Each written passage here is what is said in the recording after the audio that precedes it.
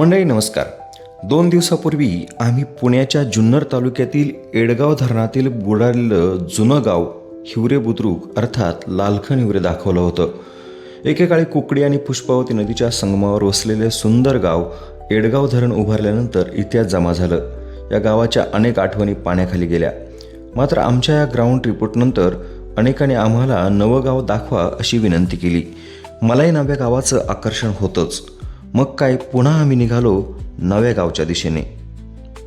खरं तर गंगेसारखी पवित्र पुष्पावती आणि खळखळत्या प्रवाहाने वाहणारी कुकडी यांच्या काठावर वसलेलं साध्या भोळ्या कष्टाळू आणि श्रमिकांचं गाव अशी ओळख असलेल्या हिवरे बुद्रुक गावाने आजही आपली तशीच ओळख ठेवली आहे.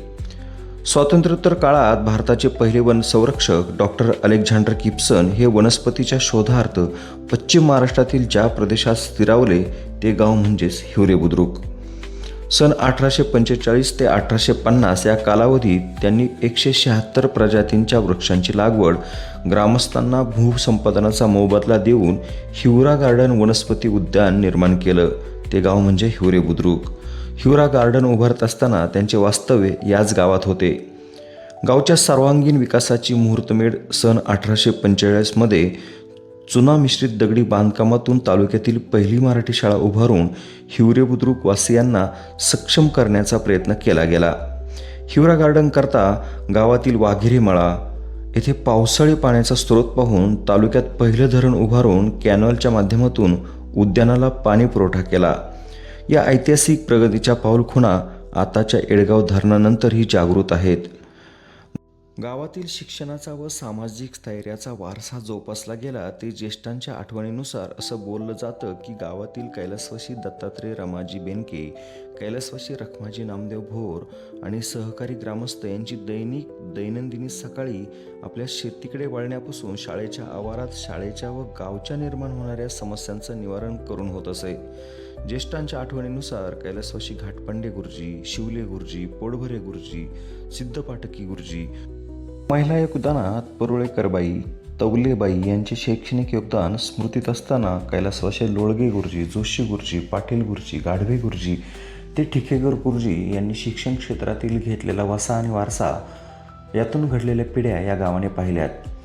गावचे ऐतिहासिक वारसा व आठवणी जोपासत असताना शासन निर्णयानुसार जलसिंचनाकरता निर्माण झालेल्या कुकडी प्रकल्पांतर्गत येडगाव धरणाच्या जलाशयात कल्याणार्थ जुना गाव जलमय झाला. त्यागाची भूमिका घेऊन गावकरी आपला प्रपंच व पारमार्थिक भक्तालय घेऊन 1976 नवीन गावठाण वसाहतीमध्ये स्थिरावत असताना गावात पहिलं कौलारू हनुमान मंदिर उभारलं गेलं. सर्व देवतांचे दैनिक दर्शन घेऊन गावकरी स्थिरावत असताना गावाचे आराध्य दैवत श्री दत्तात्रयांचे वास्तव्य असलेले भक्तिधाम मंदिर व इतर देवतांसमवेत उभारले. गावचे ग्रामदैवत लाखनबाबा दर्गा मंदिर, कुकडी पुष्पावतीच्या संगमावरील सिद्धेश्वर शिवालय तसेच कुलधर्म कुलाचारासाठी कुलदैवत श्री खंडेराया आणि श्री भैरवनाथ यांची मंदिरं उभारली गेली.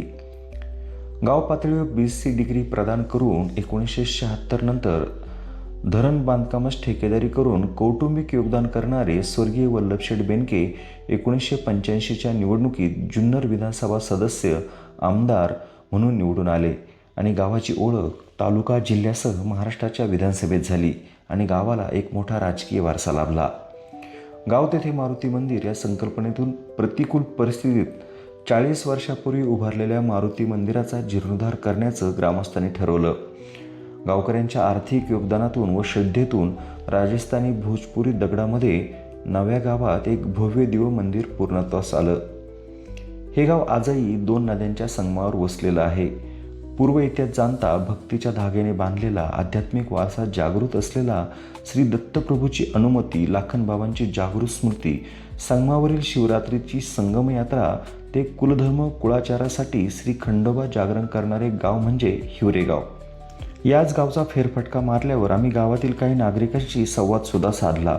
तो संवाद नेमका काय झाला तुम्हीच ऐका.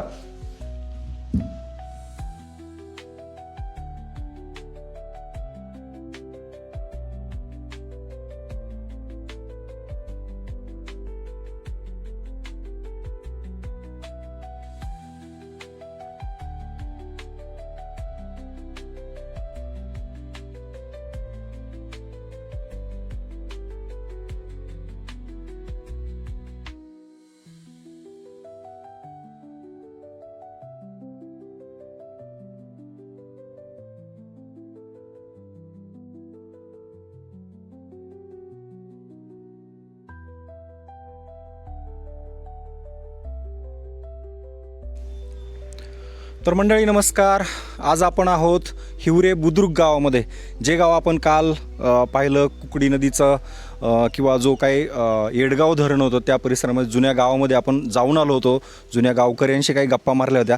पण आज मी जे धरणात बुडालेलं जे मंदिर होतं लालखन बाबांचं, त्यांचं हे नव्याने बांधलेलं म्हणजे गावाचं पुनर्वसन झाल्यानंतर जे मंदिर आहे ते तुम्हाला दाखवतो आहे. आणि याचबरोबर या भागातले एक जुने कार्यकर्ते म्हणा किंवा ह्या गावातले राहणारे रहिवासी आहेत, त्यांच्यासोबत आपण थोड्याशा जुन्या गप्पा मारणार आहे. कारण नव्या पिढीला या सगळ्या गोष्टी माहीत होणं पण तितकंच गरजेचं आहे. दादा थोडंसं इकडे या, ह्या साईडला. मला एकदा तुमची ओळख करून द्या. तुमचं नाव सांगा. सध्या वय किती आहे तुमचं?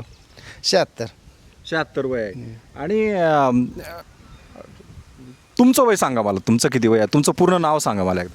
मी दत्तात्रय गणभाऊ बोर, DG बोर म्हणून एक पाटबंधारे खात्यामध्ये सर्व्हिस केली. 2016मध्ये मी सेवानिवृत्त झालो. पण 76पासनं मी SSCला असताना हे गावाचं विस्थापन, हे गाव सुरू झालं. जो जुना गाव होता हिवरे बुद्रुक, पुष्पावती आणि कुकडी या दोन्ही नदीच्या संगमावर वसलेलं जे आमचं जुनं गाव, का ज्या गावाची ओळख ब्रिटिश असताना म्हणजे फार पूर्वीपासून होती. त्या गावाला लाभलेला जो गिब्सन अलेक्झांडर यांच्या माध्यमातून जो 30 हेक्टरमध्ये हिवरा गार्डन जो सुरू केला त्यांनी, सुरुवातीच्या काळातलं जे गार्डन होतं ते तुम्ही पाहिलं असं बऱ्यापैकी. कारण त्याच्या भोवती आमची शेती होती. बालपण सर्व त्याच गार्डनमध्ये गेलं.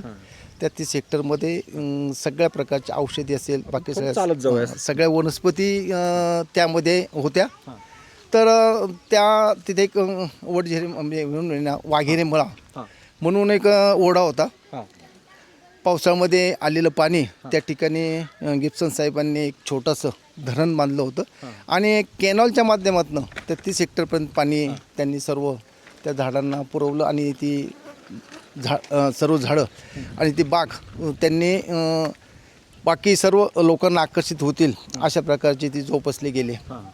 ते त्या काळामध्ये त्यांच्या अधिकाऱ्यांना किंवा त्यांना सांगत असायचे, जर तुम्हाला श्वसनाचे किंवा चांगल्या आरोग्याचं जर जेवण पाहिजे असेल तर साहित्याच्या कुशीत जुन्नर तालुक्यामध्ये जा. त्या ठिकाणी असणाऱ्या वनस्पती आणि तिचं असलेलं जे वातावरण आहे तर ते गिब्सनने त्यांच्या थेसिसमध्ये लिहून पण ठेवलेलं आहे. कोरोनाच्या काळात आपण जो शब्द ऐकला सॅनिटाईजचे मल्टिपल अर्थ होते. आपल्याला माहिती आहे, स्वच्छ, सुंदर, आरोग्यदायी. आणि ह्या आठवणी सुद्धा तुम्हाला बऱ्यापैकी दिसत आहेत त्या सगळ्या. तर गिब्सन साहेबांची तर समाधी पण ते त्यांनी उभारलेली. त्या काळात ते जोपासलं गेलं. पण मध्यंतरी कुकडे प्रकल्पाच्या याच्या माध्यमातून तो संपूर्ण बाग विस्थापित झाला गेला आणि काही थोडा भाग राहिला तर रोपवाटिके स्वरूपामध्ये आजही त्या ठिकाणी तो आहे. पहिल्यांदा साधारण गावाचं विस्थापन कधी सुरू झालं, म्हणजे जमीन ॲक्वायर करणं, ते वर्ष कोणतं होतं आणि तुमचं वय काय होतं त्या दरम्यान? गाव म्हणजे 76मध्ये विस्थापित झालं. मी SSCला होतो. 10वीची परीक्षा देऊन म्हणजे तुम्हाला बऱ्यापैकी समज होती. आणि तुमचं शिक्षण त्या शाळेत झालं ते वर्ष कुठलं होतं? म्हणजे गावातली शाळा 7वीपर्यंत होती? प्राथमिक शाळा 7वीपर्यंत होती. गावाला माध्यमिक शाळा नव्हती. नारायणगाव 9 किलोमीटर असेल, कुकडी नदी पार करून जावं लागायचं. आणि उंब्रज इथं माध्यमिक शाळा आणि आरोग्याच्या दृष्टिकोनातून 2 दवाखाने होते. त्यामुळं नेहमीच उंब्रजची संलग्न आम्ही होडीमधनं, नावेमधनं पावसाळ्यात आणि इतर वेळेला नदीच्या वाळवंटामधनं उंबरायला जाता येत असो. मला एक सांगा, जे आता काल आम्ही गावात जाऊन पाहिलं, आपण जे आता मंदिराजवळ आहोत, हे लालखन बाबांचं मंदिर आहे. हे गावचं त्या काळापासूनचं एक श्रद्धास्थान, म्हणजे हे हिंदू मुस्लिम ऐक्याचं काही प्रतीक होतं का? कारण गावात आपल्याकडं आपण पाहिलं शिवमंदिरसुद्धा आहे आणि हे लालखन बाबांचं मंदिरसुद्धा आहे. हा एकोपा केव्हापासून साधारण गावात होता? आमच्या जुन्या गावापासून आमच्या गावामध्ये 1-2च कुटुंब मुस्लिम समाजाचे होते. पण फार पूर्वीपासून जे वडील जे करतील ना त्याच्याप्रमाणे एक पगडा सर्वच आमच्या हिवरेवासियांवर होता. एक ग्रामदैवत म्हणून आम्ही त्याचा स्वीकार केला आणि वर्षामधनं 1-3 दिवस त्याची यात्रा आम्ही अगदी उत्सवामध्ये साजरं करत असताना गावातील लेकी बाळी असतील आणि नोकरी व्यवसायाच्या निमित्तानं जे बाहेर गेलेले असतील नागरिक असतील, हे सर्व 3 दिवस मोठ्या आनंदाने एकत्र येतात. जुन्या आठवणी, जुने विचार, जुने संस्कार हे सगळ्यांची जोपासना या 3 दिवसामध्ये केली जाते. आणि चांगल्या प्रकारे ही ग्रामदेवची यात्रा ह्या पंचक्रोशीत एक तमाशाची मोठ्या प्रमाणामध्ये 7 दिवस तमाशा चालायचा असं सांगत होते लोक. 3 दिवसच आमच्याकडे असायचं. कोणते तमाशे त्या काळात गाजलेले गावात? त्या काळात अगदी टॉप मोस्टचे जे तमाशे असायचे, तमाडिक पुणेकर, चंद्रकांत होळकरकर ते असेल, मंगल बनसोडे असतील, रघुवीर खेडकर असतील किंवा पांडुरंग मुळे असतील, दत्तोबा, हे तमाशे नेहमीच आमच्याकडे यायचे. आणि तमासगिरी या गावची चैत्र कृष्ण चतुर्थी आणि पंचमी षष्ठी, चतुर्थीला संदल असतो आणि पंचमी षष्ठी ही ग्रामस्थापेक्षा तमासगीर त्या क्षेत्रामध्ये त्या लोकांनाही हिवरे बुद्रुक म्हणल्यावर पंचमी षष्ठी ते आवर्जून वाट पाहत बसायचे ग्रामस्थ. बाबांची काय हिस्ट्री साधारण? हे मंदिर कशा पद्धतीने जुन्या गावात पण होतं, काय सांगता येईल त्याबद्दल? ना आता काय म्हणते, जुन्या गावामध्ये जिप्सम म्हणजे काळामध्ये जे झाले माळशाव थोडं पुढं उभारले गेले त्या काळामध्ये लाखो मंदिराच्या बाजूला एक चुन्याचा मोठा घाणा होता. चुन्यामध्ये त्याचं बांधकाम केलेलं होतं आणि फार पूर्वीपासनं सर्वसाधारण जमिनीपासून असे उंचावट्यावर ते लालखंबाचं मंदिर होतं, पण ते गावाच्या बाहेर होतं. जसं तुम्ही आता उल्लेख केला, चुन्याचं बांधकाम होतं आणि म्हणूनच मला वाटते का धरणामध्ये जी काही जुन्या गोष्टी गेलेल्या आहेत त्यातलं एकमेव मंदिर आजही इतक्या वर्षानंतर टिकून आहे. एकमेव मंदिर आहे. आणि जुन्या शाळेच्या ज्या भिंती आहेत, नवीन शाळा तर गेली पण जुन्या शाळेच्या ज्या भिंती आहेत अजूनही त्याचा दगड अजूनही हलत नाही किंवा ते चुन्यामध्ये बांधकाम असल्यामुळे ते आहे त्याचा प्रकार. बाकीची मंदिर आहे ती आम्ही सर्व विस्थापित करून, मारुती मंदिर असेल, मुक्ताबाई मंदिर असेल, राम मंदिर असेल, दत्त मंदिर असेल, सर्व आम्ही आणले. पण लालखंबा पहिल्यांदा पाणी कुठल्या वर्षी साधारण धरणात पकडलं आणि तेव्हापासून आजपर्यंत तुम्हाला किती वेळा असं साधारण दर्शन झालं जुन्या मंदिराचं किंवा गावातली जुनी काही मंदिरं आहेत त्यांची? कधी तुम्ही उत्साहाने किंवा एक उत्सुकतेपोटी गेलात का? कारण आपलं गाव पुन्हा एकदा दिसतंय, जुन्या आठवणी ताज्या होतात कसं काही? जून 76मध्ये एप्रिल मे आमची यात्रा करून आम्ही इकडे विस्थापित झालो. जून 76ला धरणामध्ये पाणी धरलं गेलं आणि त्या पाणलोट क्षेत्रामध्ये ग्रामस्थांना आणि पाटबंध त्यांनाही अंदाज आला पाणी कुठपर्यंत, जी पूररेषा म्हणजे ठिकाऱ्याची रेषा डेड वॉटर कुठपर्यंत केल्यानंतर 76 नंतर 77ला परत पुनर्ॲक्युरेशन केलं आणि त्याची जी लेवल आहे 141 ती त्यांनी बाधित ठेवून त्याप्रमाणे ॲक्युरेशन केलं सुरुवात केली त्यांनी. माझा प्रश्न होता, किती वेळा तुम्हाला गावाचं जुनं दर्शन असं दुष्काळ ज्या काळात पडला असेल किंवा पाण्याची पातळी ह्या वर्षी पण आता 4% पाणी आहे पूर्ण कुकडी प्रकल्पामध्ये, त्याच्यामुळे पुन्हा दर्शन झालं. आता कुकडी प्रकल्पामध्ये जे येडगाव धरण आहे हे 3 TMCचं आहे. हे स्टोरेज डॅम म्हणून केलेले आहे. ह्या धरणाच्या वरती माणिकडोह, वडच, पिंपळगाव जोगा आणि चिलेवाडी डिंबा सुद्धा डिंब्याचं कॅनॉल मार्फत पाणी येतं. मग हे सर्व स्टोरेज करून आम्ही त्या कुकडीमधनं तो करमाळ्यापर्यंत पाणी जाणार होतं. 76 नंतर खालपर्यंत कॅनॉल त्यावेळेला पूर्ण अवस्थेमध्ये झालेले नव्हते. बॅकवॉटर तसंच राहायचं. बऱ्याचशा काळामध्ये फक्त स्टोअरमध्ये त्या सुरुवातीच्या काळामध्ये दर्शन नाही, पण नंतरच्या कॅनॉल पूर्ण झाल्यानंतर ज्या वेळेला रोटेशन ते 2 की 3 रोटेशन होतात, तर तिसऱ्या रोटेशनपर्यंत यात्रेपर्यंत मंदिर पाण्याखालनं म्हणजे वर दिसतं आम्हाला. आणि गावाचा काही भाग हा एप्रिल मेमध्ये दिसतो. पण अवशेष फक्त आता त्या जुन्या गावामध्ये लालखंबा मंदिर आणि संगमावर, दोन्ही पुष्पावती कोटच्या संगमावर असणारं सिद्धेश्वराचं एक छोटं मंदिर. एक जर पाणी जर पात्रात गेलंच तर त्यावेळेला दर्शन होतं. लोक उत्सुकतेपोटी पूर्वी जुना गाव आणि त्या आठवणीपोटी ज्या वेळेला यात्रेनिमित्त येतात त्यावेळेला संपूर्ण गाव परत जुन्या गावामध्ये जाऊन परत नव्या गावामध्ये प्रवेश करत असतो. या आठवणी अजूनही जे जुना आमचा जो आहे तो सर्व त्या ठिकाणी कथन करून नवीन पिढीलाही त्या पद्धतीचं मार्गदर्शन करत असतो. आता बऱ्यापैकी तुमचं गाव, आपण ज्या ठिकाणी उभं आहे हे नवीन बाबांचं मंदिर, आणि थोडंसं जर फिरून जर दाखवलं, मी आता मागच्या साईडला माझ्या मंदिर पाहत आहे, थोडं इकडे आहे दादा, कारण इथं यात्रा तुमची ह्याच परिसरात बरं चालेल. हे एक आखाड्याचं ग्राउंड दिसतंय आणि आखिव रस्ते आहेत सगळे तुमच्या गावातले. तालुक्यातली जी काही 2-3 गाव आहेत त्यात उंबरज असेल, तुम्ही असाल. ज्यावेळेस नवीन गाव विस्थापित झालं, काय काय डेव्हलपमेंट साधारण गावात झालेलं आहेत? जुनी मंदिरं कोणती इथं आलेली आहेत?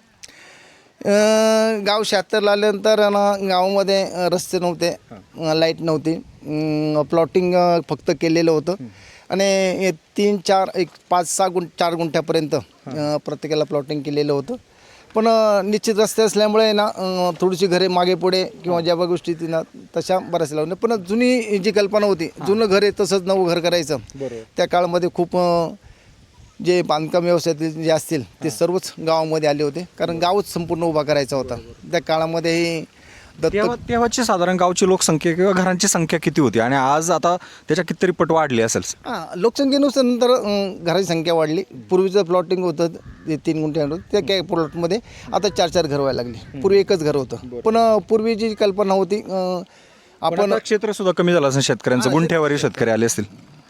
भरपूर जे क्षेत्र होतं आता विस्थापित झाल्यानंतर थोडंफार क्षेत्र उरलं होतं, त्याचंही विभाजन करता करता आता क्षेत्र विभाजन म्हणजे करता येणार नाही अशा परिस्थितीमध्ये आज ह्या गावची परिस्थिती झाली. थोडंसं आपण पुढे चालत जाऊ ह्याच्यावरती. नंतर अलीकडच्या काळामध्ये तेव्हाची लोकसंख्या आणि आताची साधारण काय डिफरन्स आहे? तुम्हाला त्या गोष्टी पण तुम्ही 10वीला होते त्या दरम्यान. काय ना, पुनर्वसनानंतर काय झालं माहिती आहे का, याचं उदरनिर्वाहाचं साधन त्यावेळेस सर्व जिरायत क्षेत्र होतं. बॅकवॉटर कोणी पाणी घेतो, बागायत क्षेत्र नव्हतं आणि जिरायती क्षेत्रावर सगळ्या गोष्टी आम्ही करत होतो. मग प्रत्येक कुटुंबामधनं एक कॅन्डिडेट म्हणून ते पाटबंधारे खात्यामध्ये जॉईन करून घेत होते. म्हणजे हिवरे बुद्रुक, उंबरज आणि एडगाव, त्यामुळे बऱ्यापैकी लोकांना जॉब सुद्धा मिळाला ज्यांच्या जमिनी गेल्या. पाटबंधारे खात्यामध्ये आम्ही जॉईन झालो गेलो.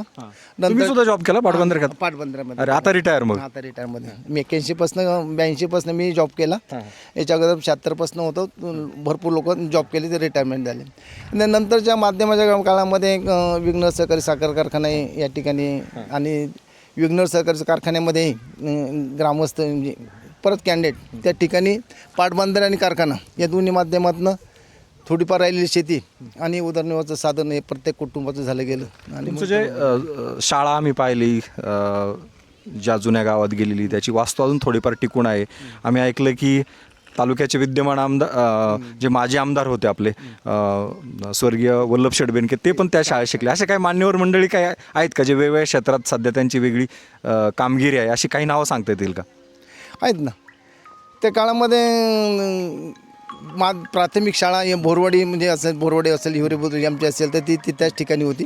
बोलतात त्या काळामध्ये तालुक्यामध्ये पहिली जी शाळा आहे ना ती आमच्याच हिवरे बुद्रुकमध्ये होती.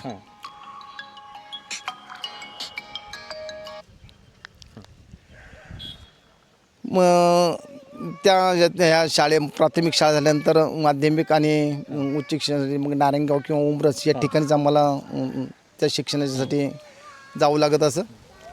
माननीय स्वर्गीय वल्लभशेठ बेनके याहीच प्राथमिक शाळेमध्ये त्यांचं शिक्षण झालं. सुरुवातीच्या काळामध्ये BSc झाल्यानंतर त्यांनी थोडी ठेकेदारी केली.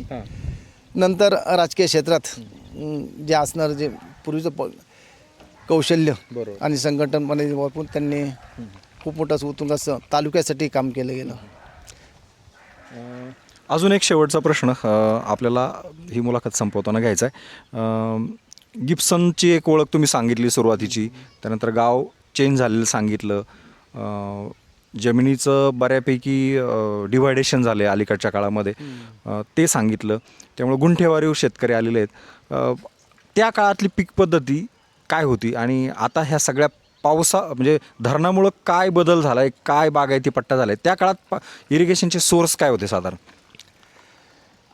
पूर्वी जे हिवरे बुद्रुक गाव होतं आमचं जुना गाव, तर नेतवडजवळ एक बंधारा बांधलेला होता शासनाने. त्या बंधाऱ्याचा कॅनॉल एक लेफ्ट अँड राईट उंबरज आणि हिवरे बुद्रुक या ठिकाणी होतं. आमच्या हिवरे बुद्रुक गावामध्ये इरिगेशनचे हे पाणीवाढी संदर्भामध्ये 2 बंगले त्या ठिकाणी पाटबंधारे खात्याने केले होते आणि एक 6माही पाणी म्हणजे रब्बी पिकासाठी आम्हाला त्या कॅनॉलच्या माध्यमातून त्या ठिकाणी मिळत होतं आणि त्यामधनं आमची शेती आम्ही त्या 6माही पाण्यावर करत होतो ते.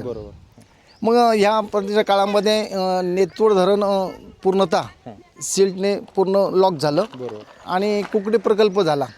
मग तो नेतवडचा जो कॅनॉल आहे, आजही कॅनॉल आहेत आमच्याकडे ते, त्याच्यामध्ये जे IP साईट SR साईट त्याच्यातून जमिनी जाणे येण्याचे रस्ते त्या कॅनॉलच्या माध्यमातून आम्ही आजही वापरतो आहेत. मग तो नेतवड बंधारा बंद झाला आणि आता कुकडीचं जे पाणी तर त्याचाही पाणी रोजवून आमच्यापर्यंत येतं, पण बॅकवॉटर अगदी उशाला असल्यामुळं बऱ्याचशा लोकांनी उपसा जलसिंचन योजना करून आहे ना आपापल्या शेतीला त्या पुन्हा सुरुवात केली गेली. पण 76 नंतर एक 4-5 वर्ष हे आर्थिक सोर्स आणि बाकीची यांत्रिकीकरण ह्या बाकी सगळ्या गोष्टी असल्या कारणाने ना बरेचसे लोक नंतर हे 78-79 नंतरच आहे ना खऱ्या अर्थानं मग बागायतीकरणाकडे वळाले गेले. खूप मोठ्या प्रमाणामध्ये भाजीपाला इथून मुंबईला हुंडेकरीच्या माध्यमातून जात होता आणि नंतर विघ्न सहकारी साखर कारखान्यानंतर ऊस क्षेत्राकडे बरेचसे लोक वळाले. आणि आता तर ऊसाची ओळखच आता गावची बऱ्यापैकी आहे. एक शेवटचा प्रश्न आता आम्ही ऐकलं आहे म्हणजे आता IQ माहिती त्याचे माझ्याकडे तरी काही प्रूफ्स नाहीत किंवा काय नाहीत. ज्यावेळेस धरणाचं भूमिपूजन होतं त्या काळात याच गावातल्या एका आजीबाईंनी काहीतरी हे धरण होऊ नये म्हणून असं काहीतरी त्याला अडसर आणला होता. काय ती स्टोरी काय आहे नेमकी, म्हणजे तुम्हाला जर IQ असेल किंवा तुम्ही पाहिली असेल माहीत असेल तर ती थोडक्यात जी असेल ती आम्हाला सांगा. त्यावेळेला प्राथमिक शिक्षण 4वी-5वीपर्यंत आम्ही असेल, पण लहानपणामध्ये रात्रीच्या चौकामध्ये किंवा मेन व्हायच्यावर ना बैठका व्हायच्या. गावात धरण होते, धरणात आपलं घर जाते, आपली जमीन जाते आहे त्यावेळचा जो उद्रेक आहे तो गावामध्ये संघटित रूपानं निर्माण व्हायचा. मग ते उमरज असेल, एडगाव असेल, हिवरे बुद्रुक असेल अशा 3 ठिकाणी व्हायचं वगैरे. तर पण त्या ठिकाणी येडगावमध्ये इथं ठिकाणी धरण हे बांधलं जाणार, त्याचं भूमिपूजन होणार. या ज्यावेळेला जे झालं त्याच्यानंतर मग त्याला आपण विरोध कसा करायचा अशा थोडंफार त्या काळात त्या परिस्थितीनुसार त्या विचारसरणीनुसार मग त्या लोकांच्या भावना निर्माण झाल्या गेल्या. आणि भूमिपूजनाच्या दिवशी मी पण त्या भूमिपूजनाच्या निमित्तानं त्या स्थळापर्यंत गेलो होतो, पण बालवयामध्ये होतो माझं.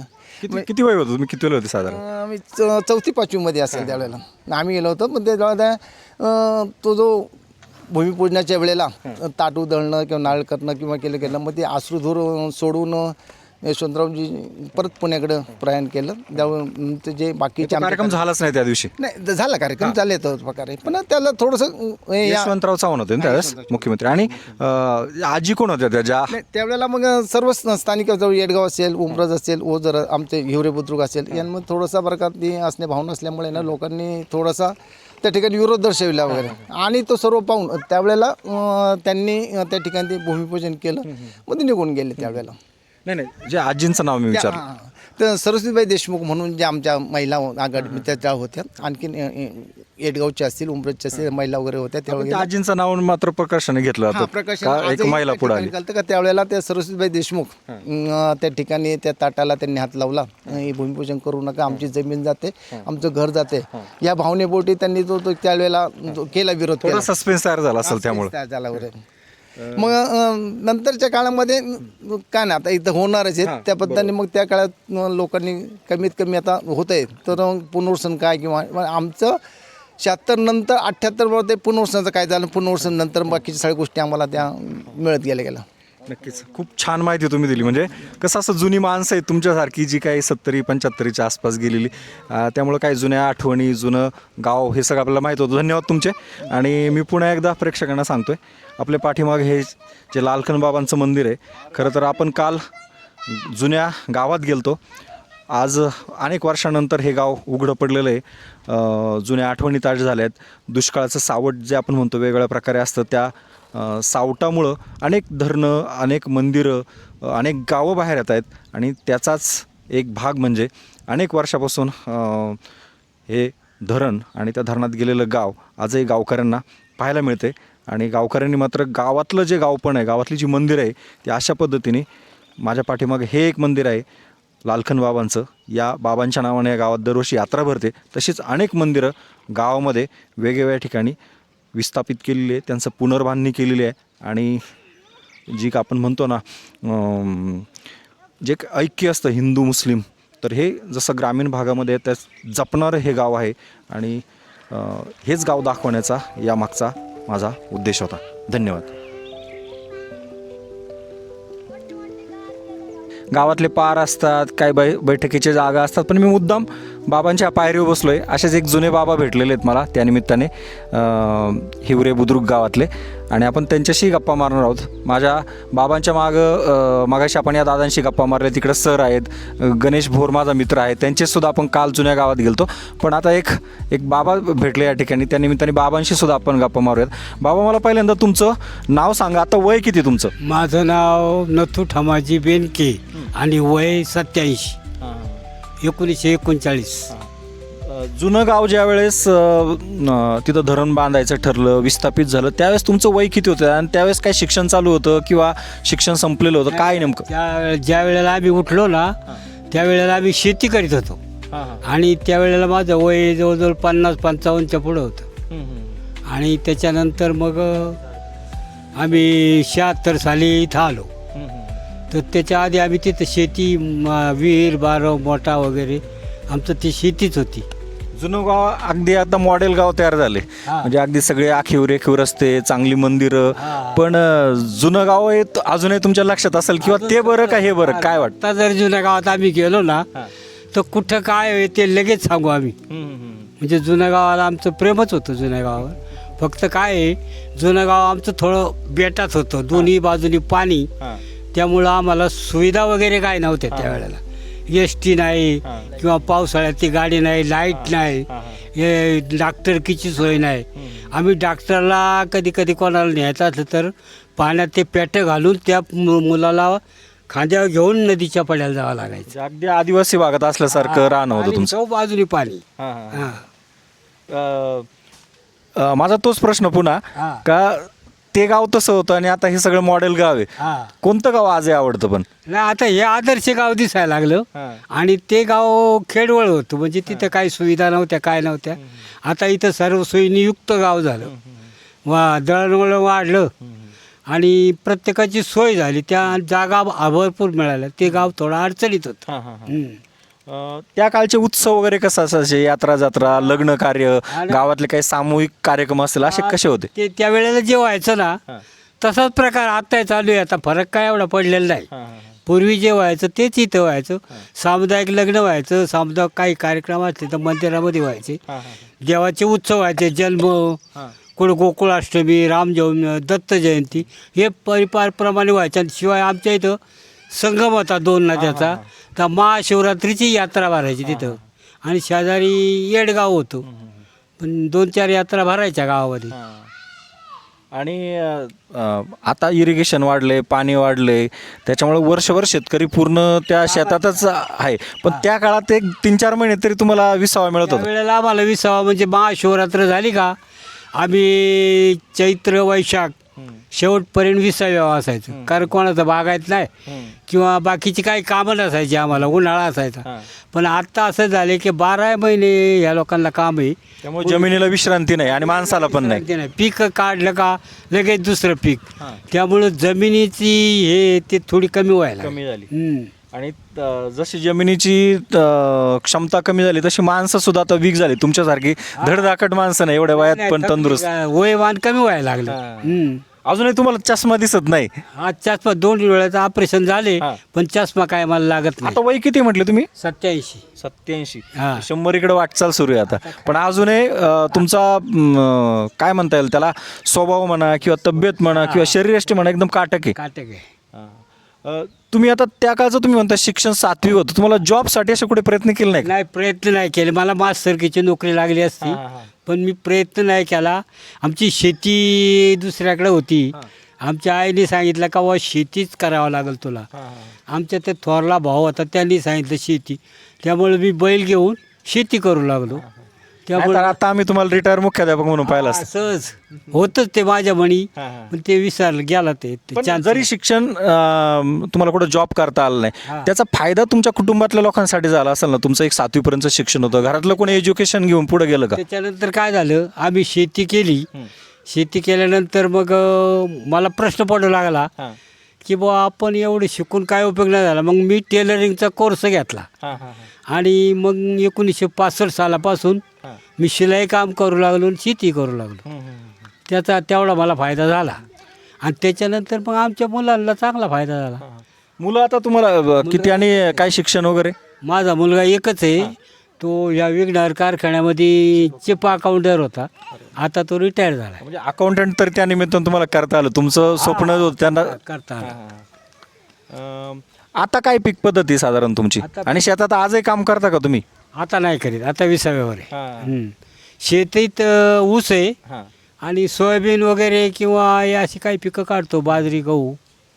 ऊस जास्त करून ऊस. आता आता धरण रिकामं झाले बऱ्यापैकी 4%च पाणी साठा आहे. जुनं गाव सगळं दिसतंय. गेले का तुम्ही इतक्यात काय राऊंड मारायला? जायला नाही गेलं. तिकडे नाही जात आता. तिकडे जायला लांब आहे ना. लांब आहे. जात नाही. पण ते आम्हाला सगळं जुनं आठवतं. आठवतं. हा, आम्ही गावाजवळच होतो आणि आमची शेती गावाजवळच होती. नक्कीच नक्कीच. म्हणजे आपण पुन्हा एकदा सांगूया, जसं तरुण पिढीला पण आपल्या जुन्या गावाचं आकर्षण होतं तसं या बाबांचं पण आहे. आणि अशा बाबांसारखी जी जुनी मंडळी आहे, धोतर टोपीवाली, कुर्त्यावाली, आता ही पिढी पुढच्या काळात आपल्याला पाहायला मिळणार नाही. पण प्रत्येक गावचं हे एक वैभव होतं आणि आम्ही भाग्यवंत आहे. अशी माणसं आता शेवटची पिढी आम्हाला पाहायला मिळते. जुने गावकरी, जुने गावातली माणसं, आणि त्यानिमित्ताने यांच्याकडनं आठवणी तरी किमान ठेवायच्या आपल्याला आपण जाणून घेतोय. कारण नव्या पिढीला ह्या सगळ्याच गोष्टी पुढच्या काळामध्ये लक्षात राहतील, माहिती राहतील असं काही सांगता येत नाही. हा जुना इतिहास याच निमित्ताने पुन्हा एकदा पुनर्जीवित केला जातोय. धन्यवाद.